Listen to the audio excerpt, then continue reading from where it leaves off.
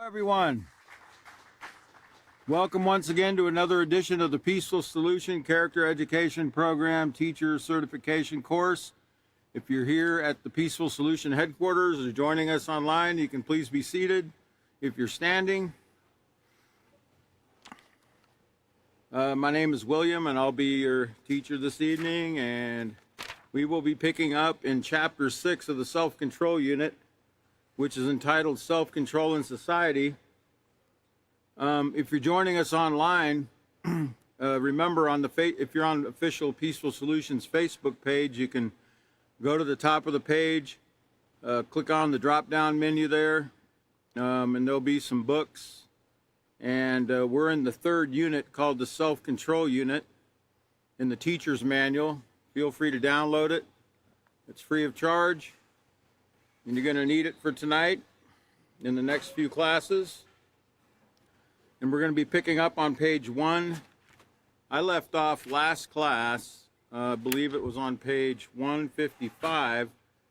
And I wanted to just go back a little bit, do a quick review before we move forward. Remember, it's really important to always review the information from the previous lesson to refresh these things in our students' minds. And, you know, as a teacher, we should always be going over these before class, you know, not trying to cram for the exam a couple minutes before class, but, you know, really reviewing this information, not half-heartedly, but in a serious manner. We're talking about society, okay, self-control in society, and in many cases, the lack of self-control in society. But we're going to take a look at society tonight. We're continuing on that theme. Before we get started, I think I want to go back to LP, LP 6D, and just kind of review where we're at on step 3. I'm sorry, on step 2. So LP 6C, actually, LP 6C. In step 2, it says, tell students that in this lesson they will learn how an individual's choice in practicing self-control affects society. Students will also learn that a lack of self-control has consequences. And we went over, it says, ask students to define the word society. We did do that. We'll go over that a little bit here and again in a minute. Take a few answers, instruct students to turn in their handbooks to 153 and 154, read the introduction. And let's take a look at society. Allow students to complete the activity on page 155. Allow for class discussion as students share their ideas. And you can write their answers on the board for emphasis. Somebody reminded me about that board. It's called a smart board, okay? I couldn't remember it in last class, but a lot of classrooms have what's called smart boards for us to use if they don't have a dry erase board. Okay, so let's go to page 153. And we remember, just to kind of review a little bit, that it says the strength of a society lies in the conduct of individuals on the top, the peaceful solution. And we talked a little bit about what that strength actually is. It's called moral strength, not weapons or, you know, how much weight you can lift or something like that, but our moral fortitude, you know, our moral strength. You know, how strong we are in resisting negative influences and standing up for what's right, you know. Even if everyone else is standing against you, it's important to stand up for what you know to be right or what you think to be right. You know, sometimes you find out, you know, that something you might have stood for, you might find out through education wasn't actually, you know, the right thing to stand up for, okay? But as a Peaceful Solution student, the way you can gauge whether something's right or wrong, it's very simple, and that is, will this bring harm to myself, someone else, or the environment, property? Will it bring harm to anything? That's really your gauge to know whether or not something is right or something is moral. Now, in the second verse, or not verse, paragraph, on page 153, it says, when was the last time you watched the news or read the newspaper? And it talks about the number of crimes in the form of theft, violence, and aggression that are reported daily. We're going to be talking about a lot of that tonight. and that crime, violence, and aggression and war are only some of the ways that a lack of self-control is displayed within our society. There's many other ways, but these are the main ones that we'll focus on, in this chapter. Also, it says each person has the choice to practice self-control in his or her life. It's like everything. It's all a choice. We have to choose, in every situation, every second of the day, every choice we make. For some choices we make might not have an effect on, our health, safety, or future, but most choices do. I remember it mentioned the color of your sweater might not make a difference what color sweater you wear that day. It's not going to really have an effect on, your life, so to speak, unless it's against the rules to wear that color sweater to school. And you need to follow the rules in that case. But for the most part, it would not be something that would affect your future or your immediate well-being. On page 154, we talked a little bit about society, and it tells us that society is the community in which you live, your school, and places where you shop. Or it says, is society the community in which you live, your school, and places where you shop? Do you think of society in terms of the city and country that you live in? Both of those answers would be correct. A society is a group of people with common interests and established patterns. And remember, I showed that definition of the word society and what it actually came from. I believe it was a French and also a Latin word that talked about company and friendship. People that were friends. They had friendly relations. In other words, they all had shared values. Okay, they all shared common goals and values in that community, in that society. Now, it says on a global scale, the human race is one society because we all share certain common interests. And we talked about the common needs that everybody shares. We talked about food, water, clothing, sleep, routines, family and friends.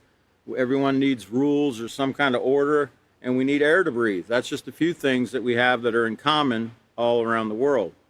We talked about the ripple effect and how one person's choices, whether positive or negative, can ripple out and affect, those in our immediate environment, those in our city, those in our country, those in our state or country, and sometimes rippling out to affect the whole world. You don't think, throwing your trash on the ground is going to affect somebody on the other side of the world until you figure out, well, wind does blow.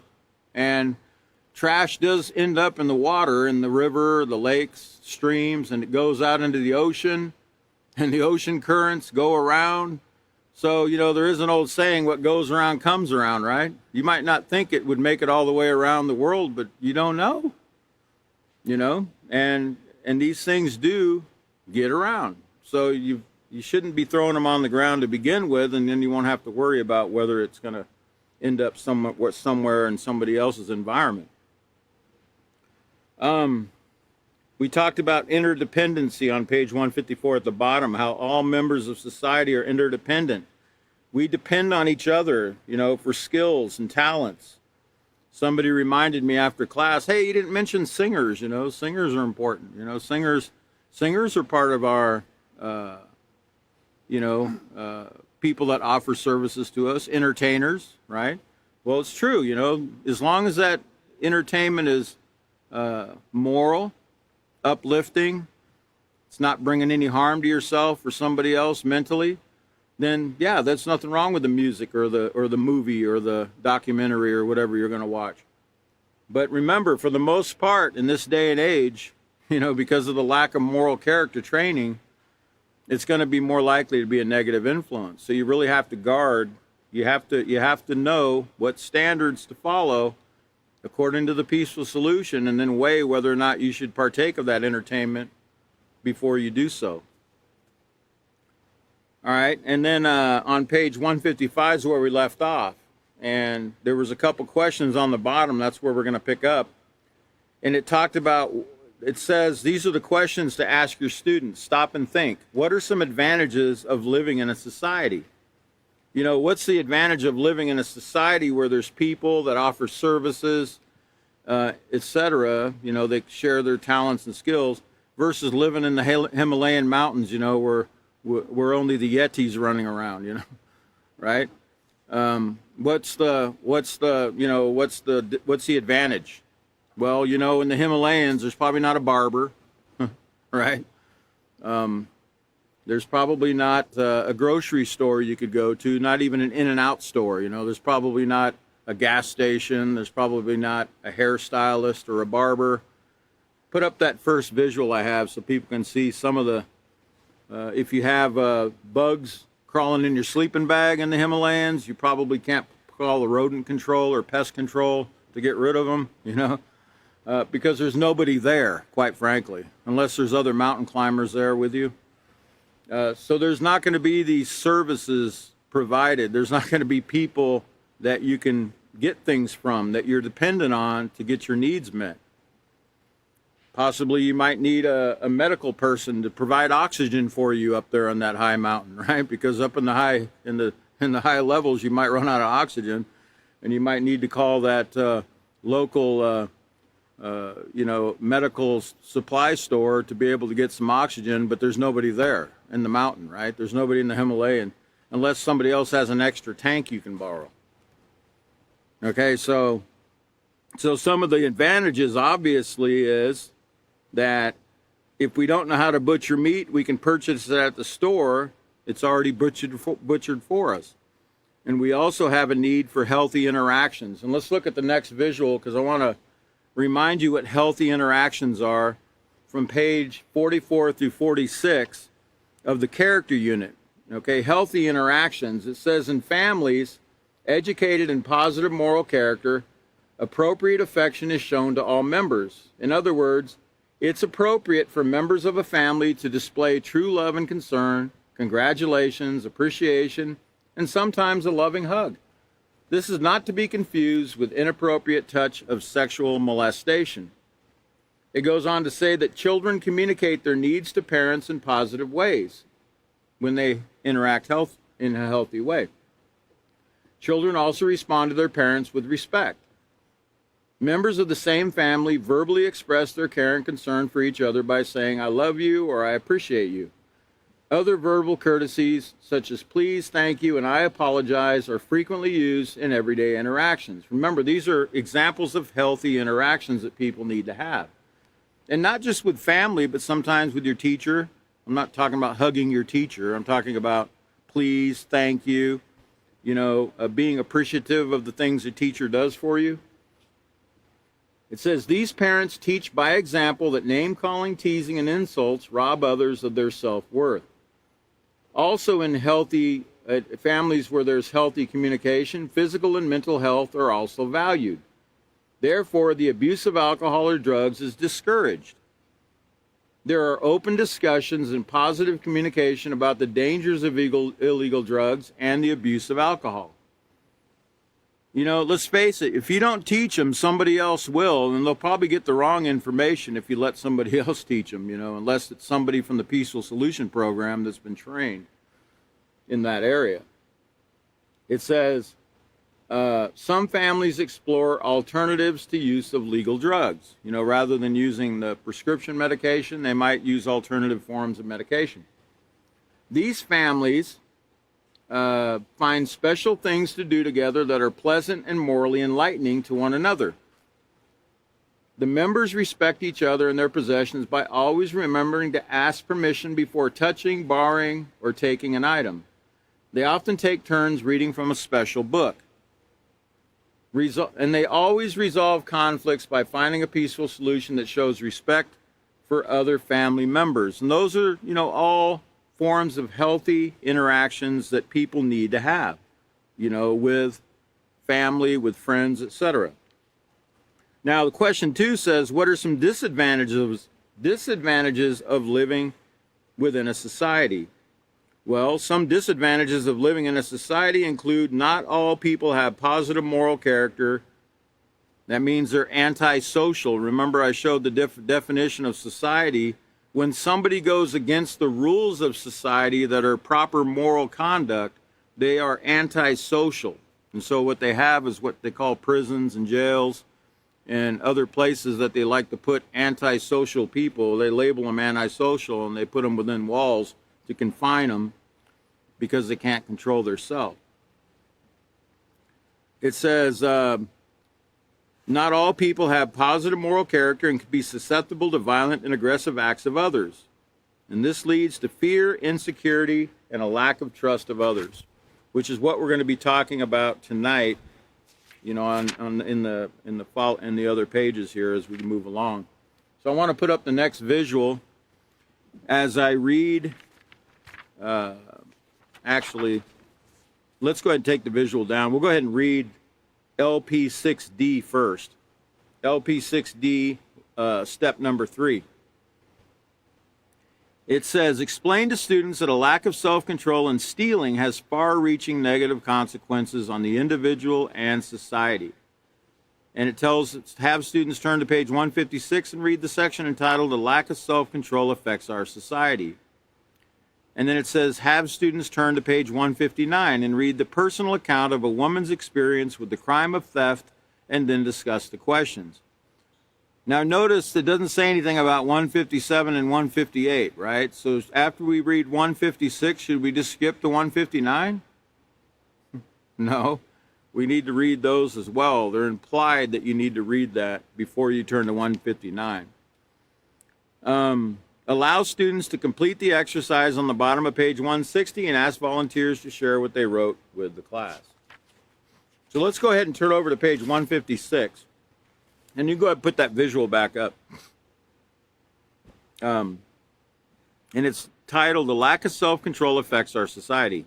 Now that you have a better understanding of what a society is, let's explore how a lack of self-control affects our society. One of the ways of determining if people within a society are practicing self-control is to examine the rate of crime. Okay? That's one of the ways of knowing whether or not a society is practicing self-control. We need to examine the level of crime in that society. So let's go ahead and go to the next visual.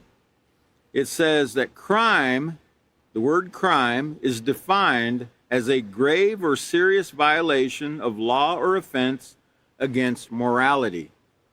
Okay, against morality. And remember what the word moral means, or morality. Morality or morals mean rules that are fair and just for everyone. Okay? If something is moral, right, it means it's keeping the rules.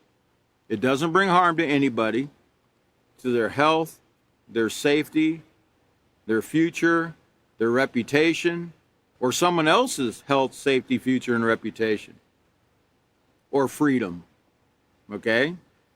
Because remember, a lot of times we can do things and we can actually lose our freedom, okay? It's not a great thing to lose your freedom. We all like to be able to move about and do our business. We like to go outside and take a walk when we'd like to. We like to go to the refrigerator and get something out if we'd like to, unhampered or unhindered, unless you're a young person. Young people, you need to remember, before you go into the refrigerator, you should always ask your parents first, to get into the refrigerator. I know, well, it's my refrigerator. It's my house. I can get in the refrigerator. It's mine.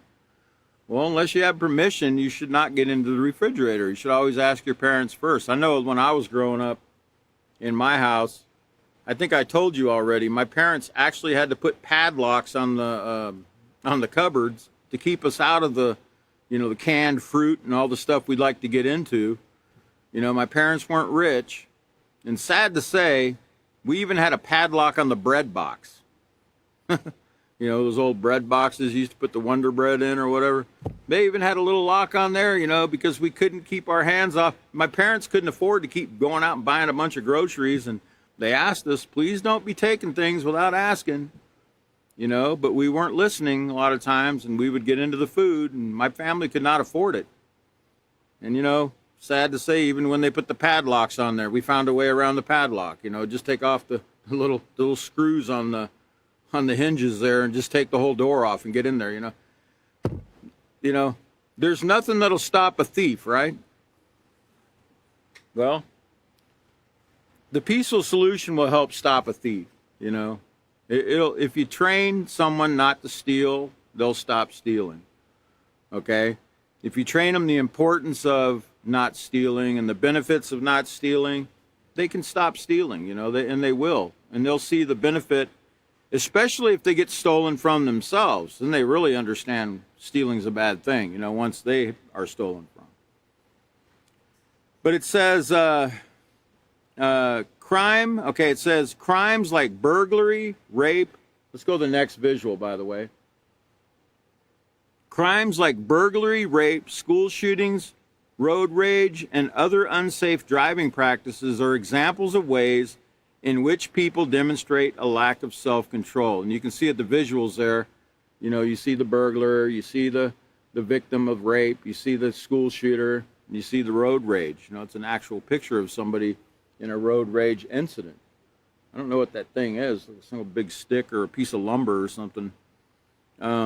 But that guy that's getting out of the car, he might have a gun in his hand. I don't know, you know. But this occurs all the time, road rage. And it does end up with people being seriously injured and lives being taken.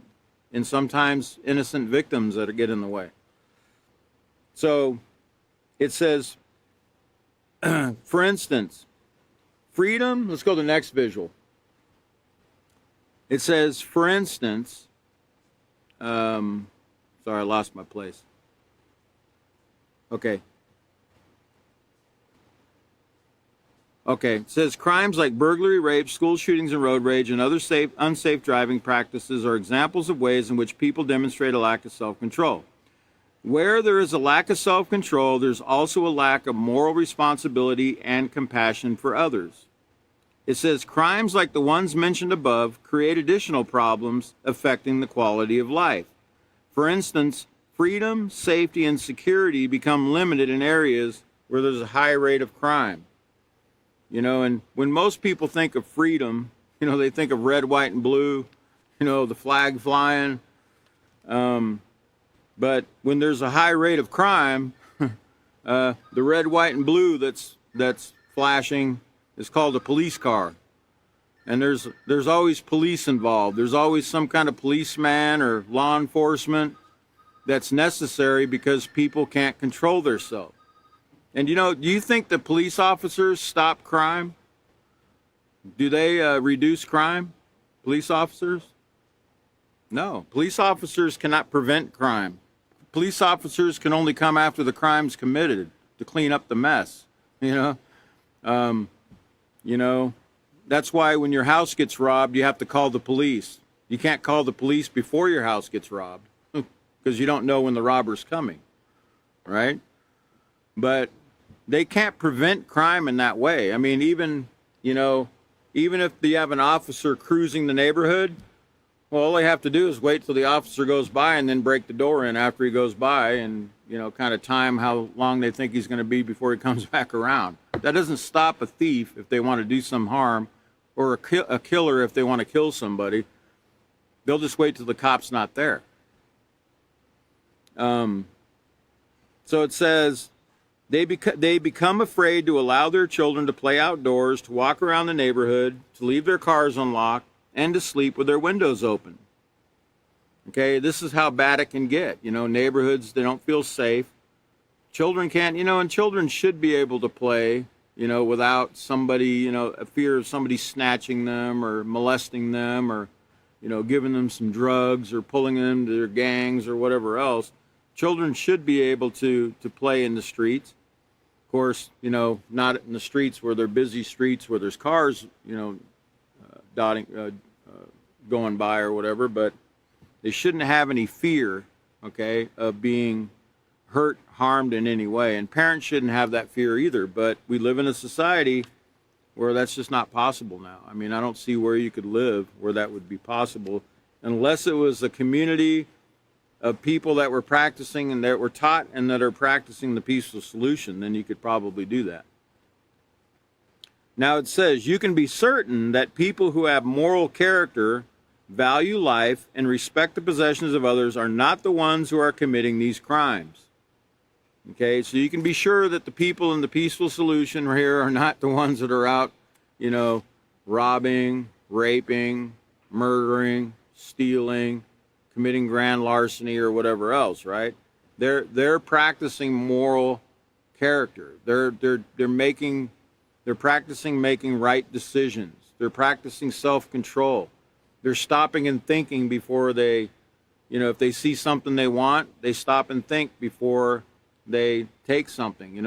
If it's something that they need to purchase, they weigh out, okay, if I can't afford it now, I can come back and get it later. But they don't ever think, well, I could steal it, Peaceful solution, remember, that's never an option. It's not an option to do the wrong thing. And we're going to be talking about that too, because there's a lot of effects that stealing has on all of us, not just the person that stole from, but even others that, don't have any investment in that store, like Walmart or any other store. They might not have any stocks. They might not own stocks in the company or whatever, but it still affects them because, as we'll see, each theft, has to be compensated for. Somebody's got to pay for these items that are being taken. And it's not going to be Walmart. It's not going to be the ones that are losing the items. It's going to be the consumers that are going to have to pay eventually.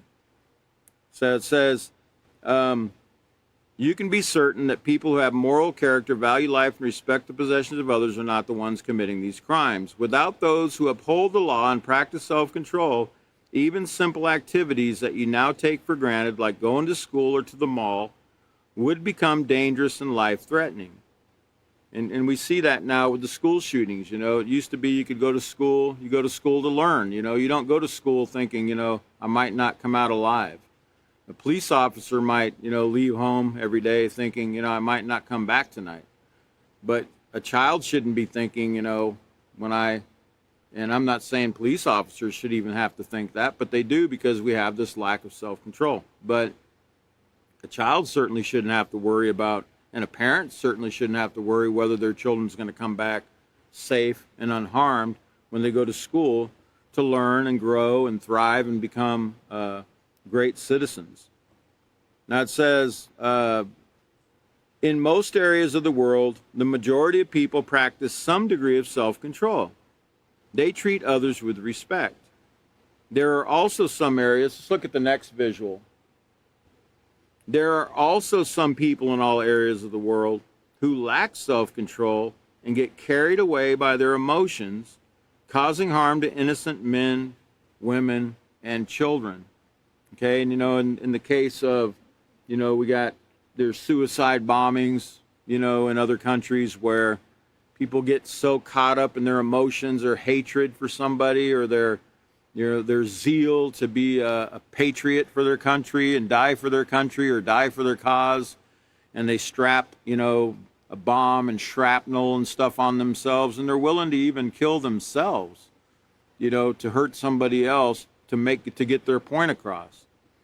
And, again, they get carried away by their emotions. It's those emotions. They're not controlling. First of all, they're not controlling their thoughts, right? Because their thoughts are what are leading to their emotions or their feelings. But what do you think is placing the thought in their mind? What kind of things are being placed in their mind where they think that they would have to go do something like that? Believe it or not, it comes from the religious leaders sometimes, it comes from the teachers, sometimes it comes from their parents. But, a lot of times we think about suicide bombings in the Middle East or some other part of the world, and we think, man, I can't believe that parents would teach their children such a thing, or that teachers or religious leaders would teach such hatred, to their students against another class of people or another ethnicity or another religion or whatever else. But the fact is, the same thing is taking place in America today. We're teaching our children the same hatred when we put a video game in front of them and we allow them to shoot, point and shoot, even if it's not a real person.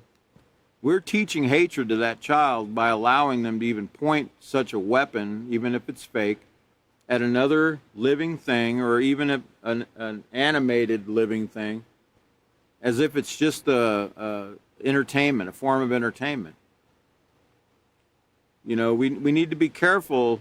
You know, we can't think that it's just other countries that are doing this. We're all teaching war. We're teaching war if we're putting violent video games in our children's hands, allowing them to play them. And then, you know, what always takes place, it never fails. A child wants a video game. The parent doesn't do their homework. They go out and buy it for them. The child plays it. They get addicted to it. They start getting an attitude or whatever else takes place, start punching holes in their wall or whatever they do because they get all caught up emotionally in these games, and they really are very realistic to the child. And they sometimes stay up all night with their friends, you know, online, playing these online war games. And once the parents start seeing the harmful effect of it, they think, well, I can't ask for my child to give me that video game back. I can't take it back from him because, you know, he's going to get really upset. You know, they don't want him to have it, but they're afraid to take it from him because they're afraid what the child might do to them. Okay, but parents, you know, if you've made this choice and you see the harm that it's brought, it's not too late to fix it. You know, you are the guard of your home. You have every right to decide what comes into your home and what doesn't. And you should be able to tell your child, hey, I made a mistake. You know, I shouldn't have allowed you to have that. You know, I see the harm that it's bringing, and I want you to learn about the harm it's bringing and you know, push them toward watching The Peaceful Solution so they can learn more about these things, so they can understand, you know, the benefit of staying away from those things and resisting those kind of choices. So it says on page, let's turn to page 157, and let's take a closer look. It says, now it says, when even a few people within a society lack self-control, everyone is affected in one way or another. Let's take a closer look at how crimes like theft, school shootings, and road rage affect, crimes like theft, school shootings, and road rage affect both the individual and our society. Okay, because, you know, that was a big eye-opener for me when I first started taking the Peaceful Solution program, was to learn how my actions were actually not just affecting me, but they were actually affecting a lot of other people. I did not understand that, I got to admit, because I was always told, you know, William, you're only hurting yourself. You're only hurting yourself when you do this. You know, I was constantly told that. And I knew I was hurting myself. I was always locked up. I was always in trouble. You know, I spent years and years in solitary confinement, which personally I didn't mind when I was in prison. I didn't mind being in solitary confinement. I didn't want to be around all the hoopla, you know, all the riffraff, you know, that was going on. I liked being by myself. I liked reading. I liked, personally, I read thousands of books. I actually used my time pretty wisely, I would say, when I was in prison. I used it very wisely. When I was even young, when I was 10 or 11, when I was put in juvenile detention for years, all I did was read books. You know, when that book cart came around, I would get 2 or 3 books, and sometimes I had to read a whole book in one night. I loved to read. I read a lot of books, and I learned a lot of things. Some were beneficial, some weren't. But I did prefer nonfiction over, you know, the fictional type stuff. So I did like to learn things, and I did have a real urge to learn how to stop doing what I was doing. Like I would find self-help books or, you know, religious books to try to, you know, find out, like, how can I get out of this mess that I'm in? You know, how come I keep making these stupid choices I'm making? You know, what can I do to, you know, what magic formula was there? And that's really what I was looking for when I was 10 or 11, 12. I was looking for a magic pill, you know, like, what can I do or say to automatically change myself? Well, I'll stop being in trouble. Or, you know, how can I, you know, who can I pray to be rescued out of this situation I'm in? Or what can I do? You know, I wasn't really, you know, necessarily wanting to change. I was just wanting out of the trouble, you know, that I was in. But I wanted to keep doing the same things I was doing. I just didn't want to suffer the consequences. So I did a lot of reading, and I did spend a lot of time, you know, spend some of my time wisely. But it's no place to be. It's no place to be. The prisons, the jails, the juvenile detention is no place to be for anybody. They shouldn't. One day I'm hoping they won't even exist. Okay, so it says, think about it. How does the lack of self-control contribute to the crimes that are committed? How can self-control, practiced on a consistent basis, prevent these crimes and the suffering they bring on the individual and society? How can stopping, remember the STOP acronym, I got it right here so everybody can see. How can stopping and thinking about what our options or what our choices are in a situation actually reduce, crimes and bad choices? How can that do that? That's what we're going to talk about. But first, we got to look at the effects of stealing. And remember, it affects not only us, but it affects everyone around us. That's what I learned that I thought was very, very interesting that the Peaceful Solution taught. I never really saw how it rippled out and affected everybody, what I was doing. Okay? So the effects of stealing, it says. Let's look at the next visual. Next visual, please. Okay, so it says the crime of theft takes many different forms. Robbery, burglary, shoplifting, pickpocketing, and grand larceny are only some of the ways people illegally take what someone else rightfully owns. And remember about ownership, what we've learned about ownership. When you own something, it belongs to you. No one has the right to take it, touch it, or anything without asking permission. Okay? If that simple rule was followed all over this world right now, if everybody right now started following this simple, stopping and thinking and asking permission first before they touch, take, or borrow something that doesn't belong to them, if everybody respected that, you know how much crime would be reduced in one day if everyone did it just for one day? 90-something% probably, right?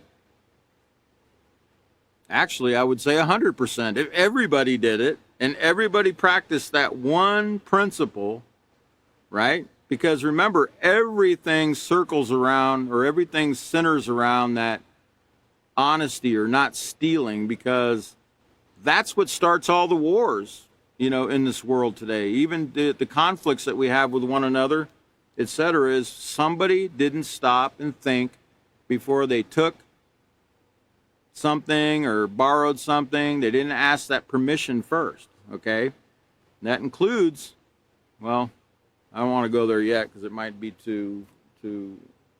By the way, I did want to define one of those. Can you put that visual back up? Like grand larceny. I know some people wonder, what does grand larceny mean?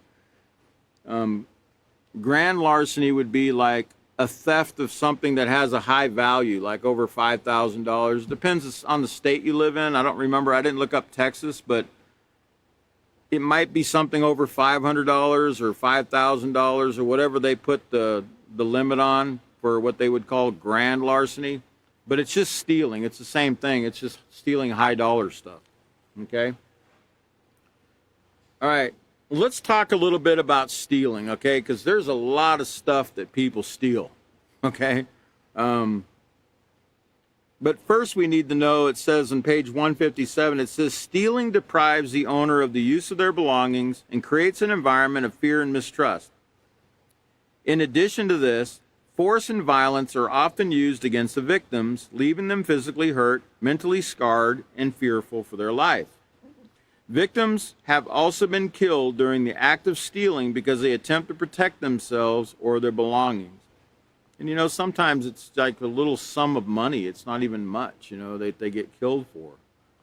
And no sum of money is worth dying for, But some people, they don't have the value for life. They don't have the value for that other person. They don't have the compassion.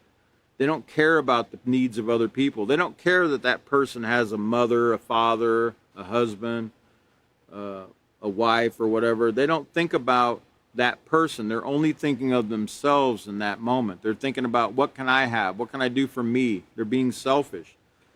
Okay? and they're stealing. You know, when you take another life, you're actually stealing someone's life. You're stealing that person from someone else, because they too, if you remember, you know, everybody, children belong to parents, right? Everybody belongs to somebody. It says victims have been killed during the acts of stealing. Okay, it says, it appears that people will steal anything: pets, bicycles, clothes, cars, lawn ornaments, money, and yes, even other people, as in the case of kidnapping. Any item you can think of is probably being taken every few minutes or less. Let's talk about that, because you would not believe, you know, it does say people will steal everything. You better believe it. They will. They'll steal everything. Let's look at the next visual. I want to show you some things from Reader's Digest that people have actually stolen. You know, like this article says, in Los Angeles back in 1990, detectives were baffled when manholes started disappearing, and not just in one neighborhood or city, it was the entire Los Angeles area. As you can imagine, this made driving and bicycling extremely treacherous, you know, because there's holes without a manhole lid over it, right? You might end up down in the sewer, or at least flip over on your bike or something. 2 young men were busted when they pulled into a scrap metal yard intending to sell a fraction of those manholes, and police were waiting. Turns out they were looking to make some cold, hard cash, you know. And, you know, right now, I know in Laredo, a couple years ago, people stealing metal was a big thing. They were stealing metal off of statues. They were, you know, taking statues down and scrapping them. They were stealing people's air conditioning units, you know, the metal inside those and the copper tubing or whatever else they could get their hands on. People will steal catalytic converters from under people's cars, right? They've actually died doing that, stealing things like that under people's cars. I know I read a story about a guy that owned a junkyard, and somebody came in and stole every catalytic converter on every vehicle, and the man was actually crying when he told the story about it. Those catalytic converters are worth a lot of money, and you mechanics might know about that, right? Now here's another thing from Reader's Digest, the most famous brain in history. Did you know that they stole Albert Einstein's brain? Somebody stole his brain. It says, Thomas Stoitz Harvey, the pathologist who performed Albert Einstein's autopsy, took it upon himself to remove and keep the famed theoretical physicist's brain, reports the BBC. Though Einstein's son, Hans Albert, was angry when he found out what Harvey had done, Harvey convinced Albert that he wanted it for scientific research.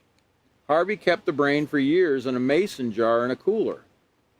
Today, the Mutter Museum in Philadelphia is one of 2 places where you can view pieces of Einstein's brain. So people will steal brains. But you know, they don't steal brains only. They steal hearts and livers and kidneys and whatever, whatever other internal organs they can steal. They actually steal them from people. They murder people and steal their body parts, okay? This is what they do. Remember, they steal everything. Let's go to the next visual. You ever heard of a bridge being stolen? This is from Reader's Digest. If you want to steal something large, act like you've been hired to remove it. It says that's exactly what a group of metal scrappers in the Czech Republic did to get away with dismantling a 10-ton bridge in Slavkov in 2012. One of the crooks had the bright idea to fake being an engineer and made up a story about a cycle route coming through, complete with forged documents. Locals bought it. Surprisingly, the bridge has never been recovered, possibly because it was broken down into pieces and sold as scrap metal. So could you believe that somebody could steal a bridge? Right? That's a lot of metal. So people can do things like that. People will do things like that. How about the next article? Somebody stole a whole house. The whole house. Can you imagine coming to your house and your house is missing? You're like, wait a minute. You know, you're like, what? My house isn't there. It's one thing to come home and find things missing out of your house, but your house missing? It says a couple pulled up to their vacation cabin in Loon Lake, Washington in the spring of 2015, intent on relaxing. Only stress crept in the minute they viewed the scene. The house was missing. Sure, it was a 10-foot by 20-foot prefab structure, not a mansion, but still. The criminals didn't stop there. Also missing was all the furniture and camping gear inside. The deck, the steps, the paving blocks. Looks like those thieves made off with all the goods to build their own vacation home, minus the land, of course. They left the land for the people. I guess they couldn't take that, so they left it. Now, they could have stole the lawn. You know, a lot of people have lawns that have those, you know, they're like prefab lawns. You know, they could have stole the lawn too, but I guess they probably didn't have one of those. Well, let's see what else people steal. Let's go to the next slide. How about identity theft? People's identities are stolen. And this is a huge problem, okay? Super huge.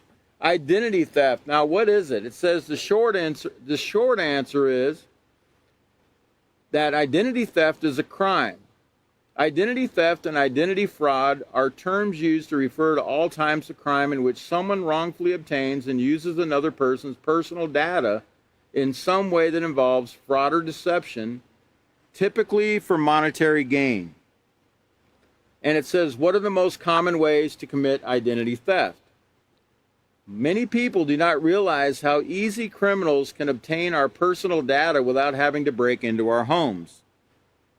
It says, in public places, for example, criminals can engage in shoulder surfing, watching from your nearby location as you punch in your telephone calling card number or credit card number, or they can listen into your conversation. If you give your credit card number over the telephone to a hotel or a rental car company. So people will often be in airports or places where people make phone calls and they exchange information about their, you know, their credit card or, you know, phone cards, etc., and they steal that information, or they hack into your computer, etc. It says,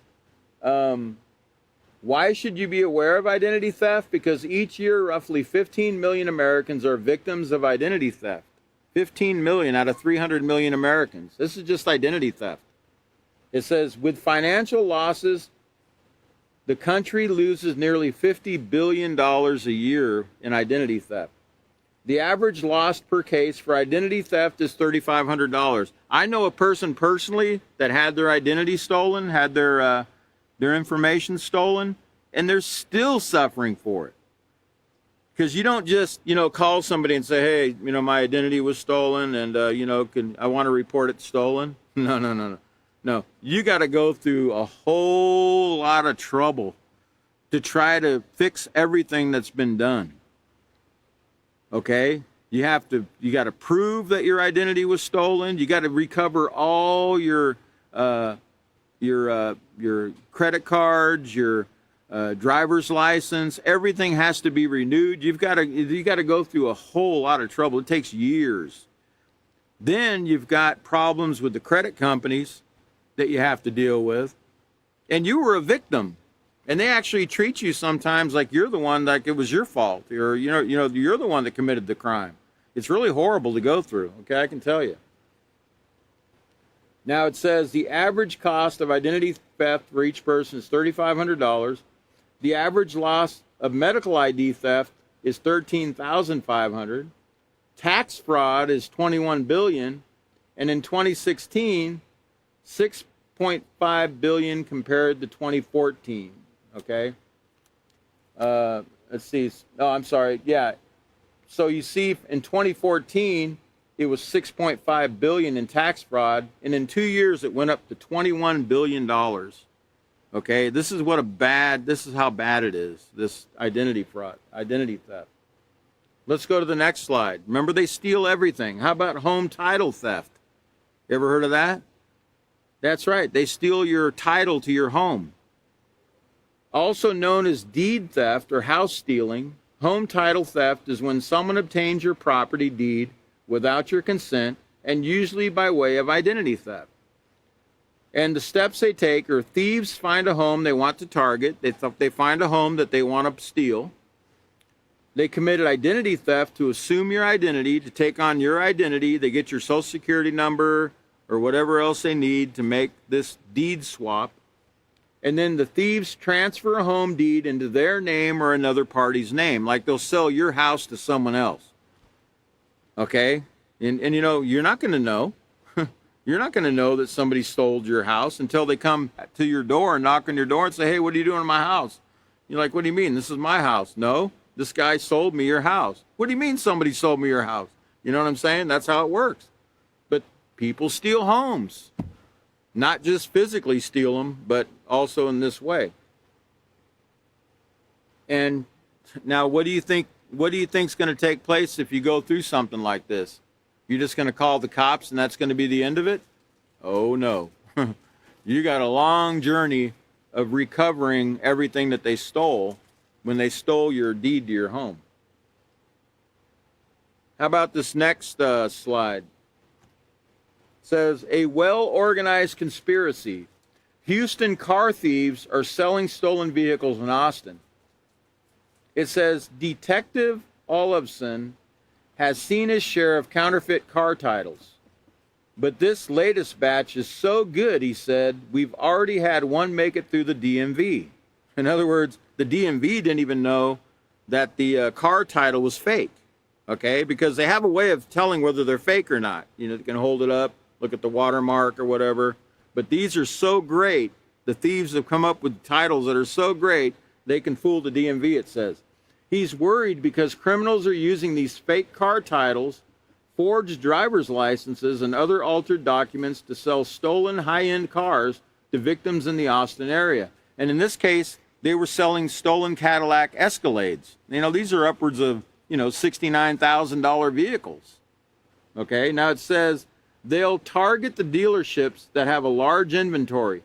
And if you've ever been to Houston and you looked at car lots, oh man, some of them are many, many square miles big, and they're just thousands of cars in that car lot. It's like a city of cars, okay? It says they'll test drive the vehicle. Somewhere in that process, they'll duplicate the key, and at a later time, they'll steal that vehicle off the dealership lot. And Detective Olofsson said that because the lots are so large, the cars are sold before the dealership has a chance to report them stolen. They don't even know they're stolen because there's so many cars, you know, that they're not just going to be able to look out in the lot and go, hey, we're missing a car, you know. No, there's thousands of cars in the car lot. So these thieves get the, you know, they go on a test drive, they make a copy of the key, and then they come back later and they steal that vehicle when no one's looking. And then they sell it, you know, they get a fake title and they sell it, okay? All right, let's go to the next slide. Remember, we're talking about ways that people steal and things that people steal. Did you know that there's what's called the dark web? The dark web is a thief's bargain basement marketplace, you know, where you can go and you can buy someone's stolen credit card for as little as 5 cents, right? You can, you know, because they steal people's identity. They steal all these different you know, identity, meaning driver's licenses, state ID, any kind of identification, social security number, whatever, and they sell them to people. It's called the dark web. It can be a scary place, and the lair of hackers and thieves who are looking to anonymously buy and sell personal information that can lead to identity theft. So people are shopping for social security numbers or whatever they can buy so they can use them to go ahead and obtain someone else's credit cards or whatever they can, you know, bank accounts or whatever else.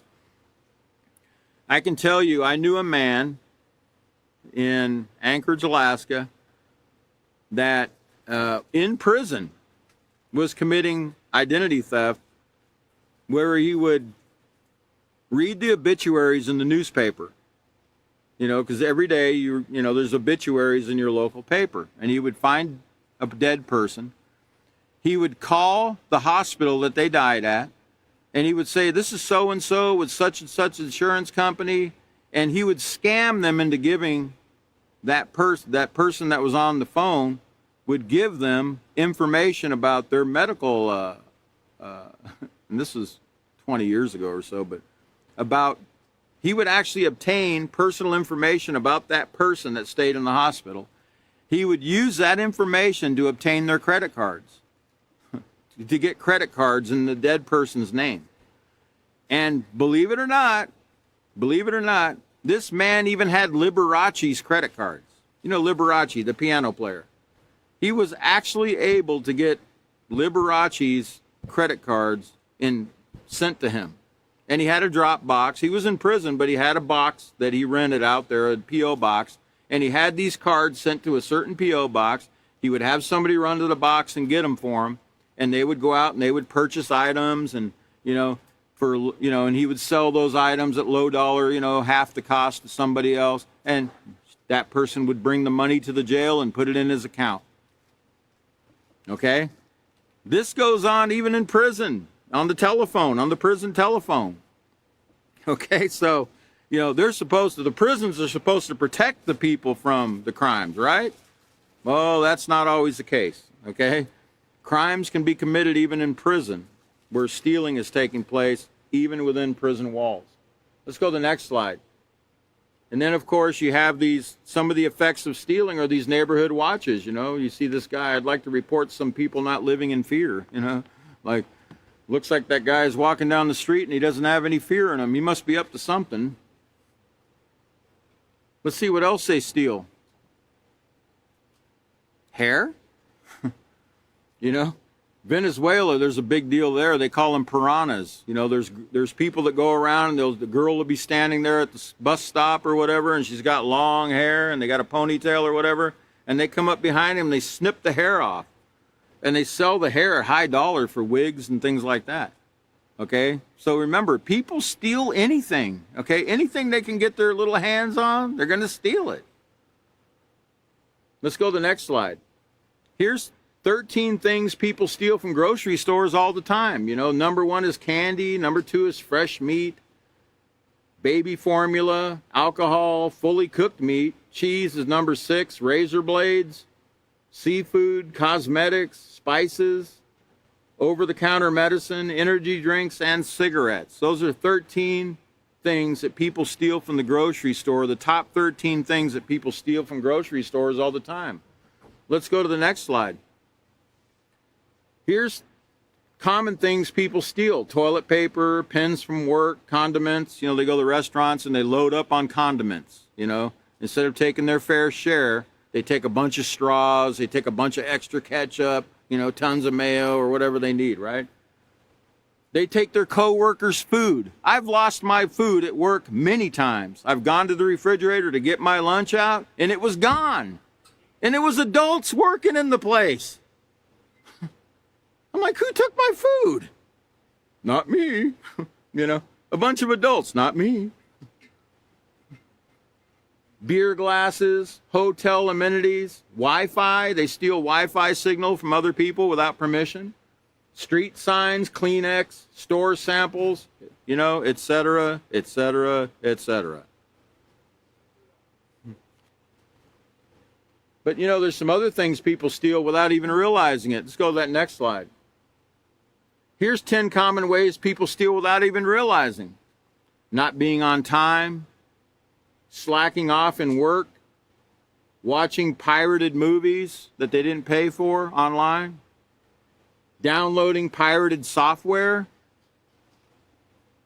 destroying other people's reputation, stealing other people's reputations, not returning borrowed items like library books, etc., or movies you might have rented, telling lies, you're stealing other people's trust, okay? Humiliating, bullying, and degrading other people. These are ways people steal without even realizing they're stealing. And also plagiarism, taking credit for something you didn't actually do, right? Taking a song or something and saying, I wrote that song when you didn't write that song, somebody else did, okay? And there's many ways you can plagiarize. Look it up. These are just some of the ways that people steal. And because of those things, we have to have what's called burglar alarms and stuff like that, right? We got to have all these things. It says in the last paragraph on 157, it says, in an area where there's high rate of theft, nothing is safe. In order to keep themselves and their possessions safe, people spend a great deal of money. Can you put up that last slide? People spend a great deal of money to buy additional locks for their doors and windows, as well as security systems for their cars and homes. They buy trained dogs to frighten would-be thieves. They purchase burglar alarms, high-tech security systems, and even guns, all in an attempt to keep themselves and their possessions safe. And hey, that might be great for the guys that make alarms and everything, but that's not great for the people that are being stolen from, right? Be a great day when we can do away with burglar alarms and locks and keys or whatever, and we can all just, ask, stop and think, use self-control, ask permission before we touch, or borrow something, right? So let's all keep that in mind as we prepare for the next class on 8/10. That's Wednesday, 8/10/2022 at 5:30 p.m. Central Time. Our next teacher will be Katan, and we'll see you then. Have a great evening.